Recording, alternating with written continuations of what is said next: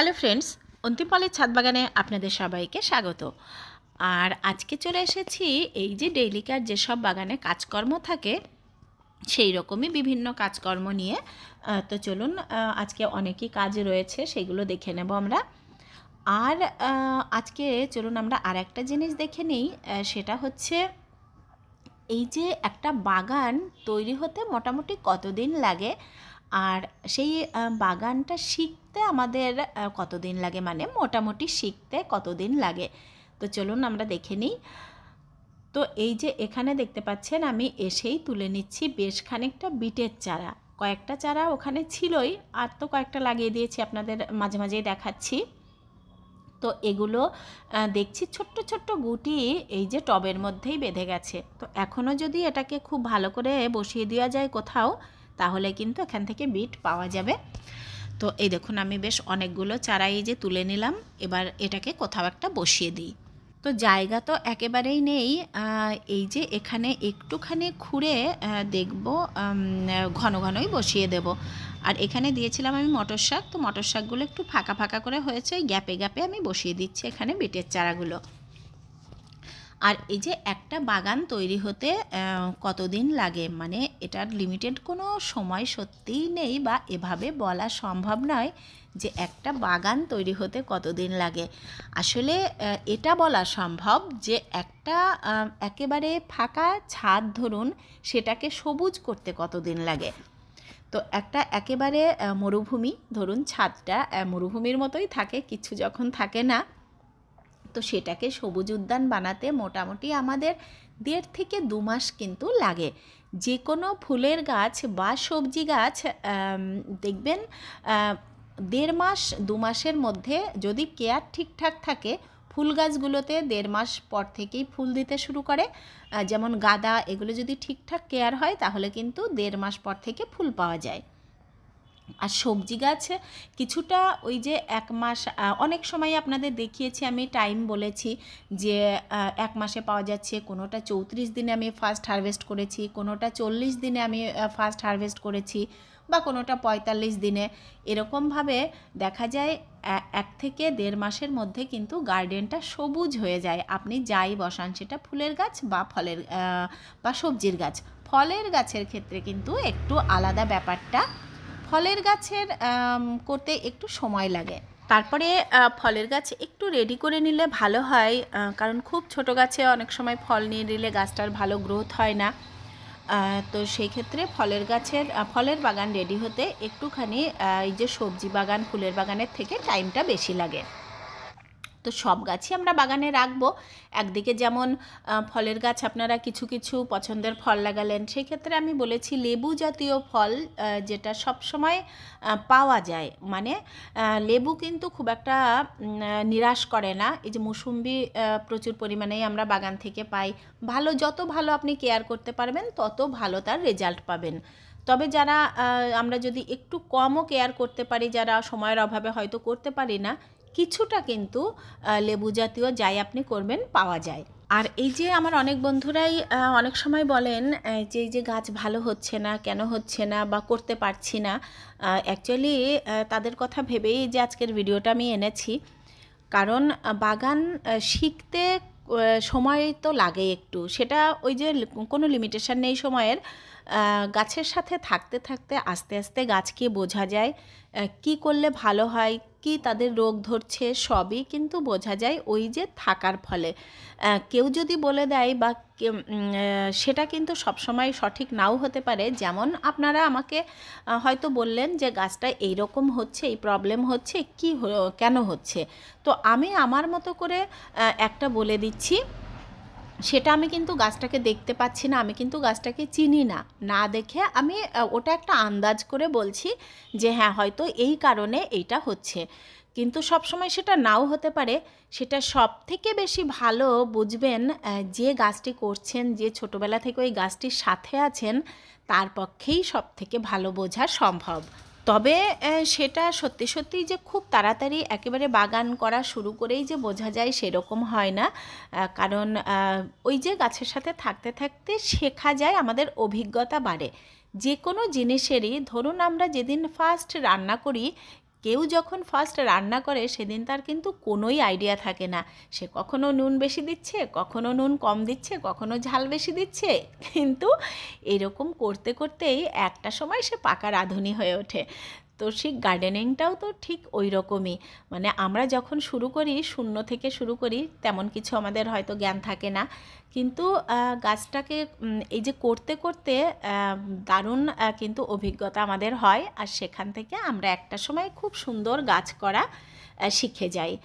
ধরুন আমাদের নিজেদের হাতে যে গাছটা থাকে, আমার বাগানে আমার যে গাছগুলো আছে সেই গাছগুলো যেমন দেখলেই আমি ওদের চিনি, আমি ওদের জানি যে ওরা কীরকম খাবারই যে ভালোবাসছে, বা কেমন কোন গাছের কোন খাবারটা দিলে ওরা খুব ভালো গ্রোথ হবে, ওর এখন কি খাবারের প্রয়োজন বা কোন জিনিসটার প্রয়োজন, সেটা ওই যে ছোট্টবেলা থেকে যে ওর সাথে সাথে আমি থেকেছি সেইভাবে বোঝা যায়। তো আপনারাও আপনাদের গাছেদের সাথে থাকুন আর ওদেরকে চেনার চেষ্টা করুন, দেখবেন সব প্রবলেম ওদের আপনি নিজেই সলভ করতে পারছেন একটা সময়। আর এইভাবে থাকতে থাকতেই দেখবেন 1-2 বছর থাকার পরে আপনি একদম সুন্দর বাগানি হয়ে উঠেছেন, হয়তো অতদিন সময় লাগবেও না। যখনই আপনি একটা সিজনে একটা কিছু করলেন, দেখলেন ওটা ভালো হলো না, নেক্সট সিজনে যখন সেই জিনিসটা করবেন দেখবেন আরেকটু উন্নতি হয়েছে, তো আবার যখন করবেন তখন দেখবেন আরও ভালো হচ্ছে। তো এই রকমভাবে করতে করতেই কিন্তু আমরা খুব সুন্দর বাগানের প্রত্যেকটা গাছ করতে পারবো। আর এইদিকে যে আমার শ্যাওলাগুলো ছিল, সেই শ্যাওলাগুলোর ওই যে টপটা একদমই ছোট হয়ে গেছে, আর এই দেখুন কীরকম জড়ো জড়ো হয়ে আছে, যেমনভাবে যতটা যেখানে রেখেছি ততটাই আলাদা আলাদা হয়ে এই যে চাপ চাপ হয়ে আছে। তো এই শ্যাওলাটা মাটি হতে একটুখানি সময় লাগবে। আর আর ভালো গার্ডেনিং, এই যে আমি সময়ের কথা যেটা বললাম যে কতটা সময় লাগে, তো এই যে আমরা যখন কিচেন ওয়েস্ট দিয়ে, গার্ডেন ওয়েস্ট দিয়ে মাটি তৈরি করি, তো সেগুলো করতে তো বেশ খানিকটা সময় লাগে। আর এইগুলোর খাবার তো সাথে সাথে তৈরি হয় না। যখনই আমরা এই যে একটা ডিমের খোলা, একটা চায়ের লিকার এগুলো ব্যবহার করছি গাছে, ওই খাবারটা কিন্তু তৈরি হতে বেশ খানিকটা সময় লাগে, মানে 1 বছর ওটা মাটির মধ্যে ধরুন ভালো করে পচে তারপর ওটা খাবারে পরিণত হয়। তো এই যে জৈবতে করার এটাই হচ্ছে সবথেকে ভালো জিনিস, যে খাবারটা ওরা আস্তে আস্তে যেমন তৈরি হয় আর খাবারটা আস্তে আস্তে রিলিজ করে। তো সেই ক্ষেত্রে আমাদের মাটির উর্বরতা তো কোনো দিনই কমে না, দিন দিন কিন্তু মাটির উর্বরতা বেড়েই যায়। তো আমি সবসময় তো জৈবতেই করি, আপনারা দেখেছেন আমার মাটিতে কোনো রকম কোনো কেমিক্যাল সার কিন্তু আমি ব্যবহার করি না, আর তাতে আমার সবজির ফলন দারুণ মানে দারুণ হয়, সে তো দেখতেই পান আপনারা, সবজির যেমন কোয়ালিটি হয় আর তেমনি ফলনও খুব ভালো হয়। আর এখানে এই যে শ্যাওলার যে বেডটা আমি বানাচ্ছি, এটা ধরুন এখন মাটি তৈরি হতে 6 মাস তো লাগবেই।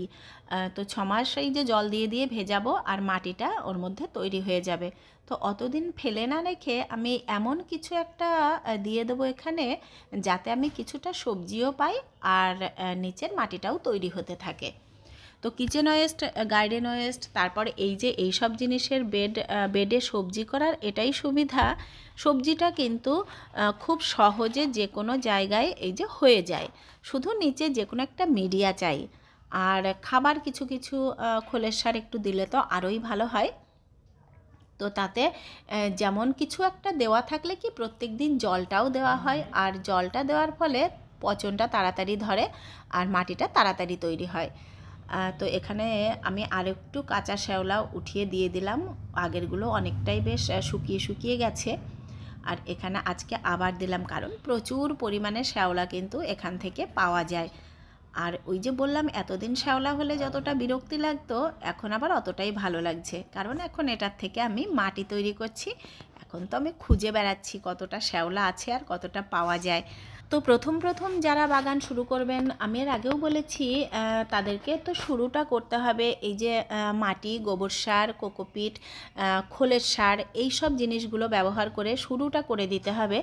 তারপরে যত বাগানে কিচেন ওয়েস্ট, গার্ডেন ওয়েস্ট, তারপরে আমাদের ঘরে যা সব ওয়েস্টের জিনিস আমরা সব সময় দেখাচ্ছি, সেই সব ব্যবহার করতে করতে আস্তে আস্তে দেখবেন আপনার বাগানে একটা সময়ের পর কিন্তু মাটির আর বাইরে থেকে কোনো দরকার হবে না। আপনি গার্ডেনে দেখবেন প্রচুর মাটি, প্রচুর খাবার সেখানেই তৈরি হচ্ছে। তো সেই পর্যন্ত এই যে যাওয়া, এটা একটুখানি সময় সাপেক্ষ। বাগান করতে করতে কিন্তু এই প্রসেসিংগুলো চলতে থাকে, আর একটা সময়ের পর ওগুলো খুব নর্মাল হয়ে যায়। আর তখন কিন্তু আপনাকে অত হাঙ্গামা, হেডেক কোনো কিছুই নিতে হয় না, একটা কন্টিনিউ প্রসেসে চলে আসে। দেখবেন বড় বাগানও আপনি খুব সহজে মেনটেন করতে পারছেন। তো আমাদের অনেক সময়ই মনে হয় যে আমরা কি করি এইরকম বাগান করব, একটা খুব ভালো বাগান দেখলে আমার বাগান কি কখনো এরকম হবে না, আমি কি করতে পারবো না? তো এইটা কিন্তু একদমই ঠিক কথা নয়। সবাই করতে পারবে যদি একটুখানি কেয়ার করে বাগানটাকে একটু ভালোবেসে করা হয়। আর ওই যে সবসময়ই যেটা বলেছি, রেগুলারিটি মেনটেন, মানে রেগুলার যদি আমি বাগানের সাথে থাকি, গাছেদের সাথে একটু সময় থাকলেই কিন্তু দারুণ সুন্দর বাগান আমরা সবাই করতে পারবো। আর এদিকে এনাকে আমি নিচে একটু পড়তে বসিয়ে এসেছিলাম যে তুই একটু পর আমি এই যাবো আর আসবো। তো তার তো হয়ে গেছে 2 মিনিটে পড়া, এই যে চলে এসেছে ওপরে। ওই একটি কাজ ছাড়া সব কাজে মনোযোগ ভীষণ, শুধু পড়তে বললেই একটুখানি কষ্ট লাগে। আর এই বয়সটা যখন দিচ্ছিলাম তখন ইনি আমার পাশেই ছিল আর বলল, মা বলো একটুখানি না, আমার অনেকখানি কষ্ট লাগে। তাহলেই ভাবুন তাকে নিয়ে আমার কতখানি কষ্ট লাগে। এই যে পড়াতে বসলে চিল্লিয়ে মিল্লিয়ে একাকার করে আমি মাথা টাথা ব্যথা করে তারপর রেখে দিয়ে চলে আসি। তো আমিও চলে এসেছি একদম ভিডিওটির শেষ পর্যায়ে। আর এতক্ষণ যারা দেখলেন তাদেরকে অসংখ্য ধন্যবাদ। ভালো লাগলে লাইক, কমেন্ট, শেয়ার করবেন। আর যারা আজকে আমার একদম নতুন বন্ধুরা আছেন তাদের ভালো লাগলে চ্যানেলটিকে সাবস্ক্রাইব করে নেবেন। তো আপনারা সবাই খুব ভালো থাকবেন। দেখা হবে আবার নেক্সট ভিডিওতে। টাটা।